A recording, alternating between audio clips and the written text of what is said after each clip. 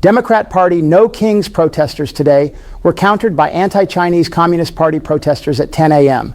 This after U.S. Congresswoman Anna Paula Luna revealed to Minnesota Governor Tim Waltz on Friday that the protests in L.A. were largely funded by Chinese Communist Party activist Neville Singham. Singham has direct funding ties from Chinese Premier Xi Jinping. Waltz intended to speak at a No Kings rally in Minnesota today. However, a member of Waltz's staff killed Minnesota House of Representatives Democrat Melissa Hoffman and her husband overnight on Friday. Waltz appointee Vance Luther Bolter, a Democrat, also shot Democrat Senator John Hoffman and his wife. And both recently voted with Republicans to stop financial aid assistance paid to illegal immigrants. The Minnesota No Kings rally was canceled. George Soros reportedly pays millions to fund these protests. Singham funds anti-American riots and protests with funds provided by the CCP, according to Luna. Today's events and Luna's comments can be heard here.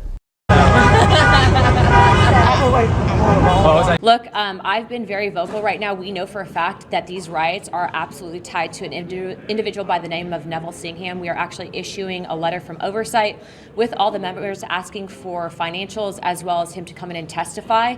He's a billionaire donor that's actually tied to the Communist Chinese Party and spends part of his year in Shanghai. So that you're tracking actually had an internal memo that was released that stated that the government of China considered you a prime target for influence operations. I'm letting you know that now because I do believe that you should be made aware of, if you are not already, that you are working with and going to be speaking at an organization and rally that not is just funded by Christy Walton, the heiress of Walmart, but also has ties to the Chinese Progressive Association, largely funding it, that actually brags on their website that they are pro-Maoist.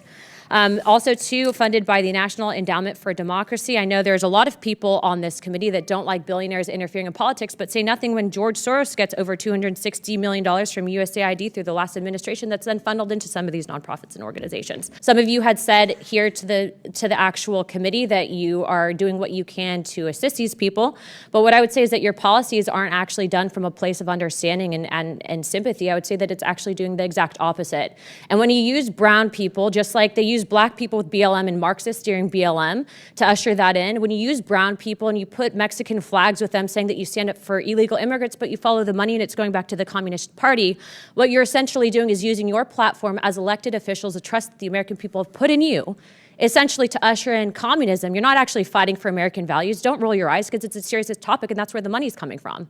So now I'm informing you, so now you guys can make your decisions, but please be informed, sir, Mr. Walz, that if you truly do uphold the American ideologies and perspectives on the Constitution, you should not be speaking at that rally.